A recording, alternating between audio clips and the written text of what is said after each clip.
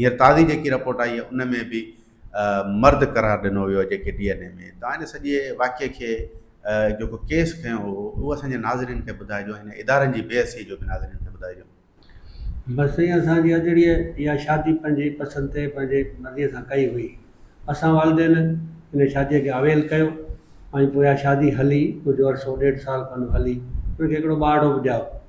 पोइ इहा शादी मज़ीद न हली सघी, छो जो जेको राज सोलंकी हुयो उनजे पॉज़िटिव हुजण जे करे कुझु घरेलू अणबड़त जे करे मामला अहिड़ा थी विया जो उहो नाराज़ थी असां वटि अची वई। पोइ कुझु ॾींहंनि खां पोइ असां वरी हुनजी यूनिवर्सिटी रिन्यू कराई। शादीअ खां पोइ वरी जो गैप अची वियो हो जेको साल ॾेढ जो, उहो गैप ख़तमु कयो दरख़्वास्तूं ॾेई यूनिवर्सिटीअ में ऐं हुनखे वरी रिन्यू करायो, वरी पढ़ाइणु शुरू कयो। त उहो यूनिवर्सिटीअ लाइ घरां निकिती 22 सितंबर ते। त ज़ाहिद हिनखे वधीक ॻाल्हाइण जे लाइ या कंहिं वजह जे बि करे हुनखे परचाए या को वरी जाइ वठी वियो पाण सां। पोइ 22 सितंबर खां पोइ शाम जो घर न आई।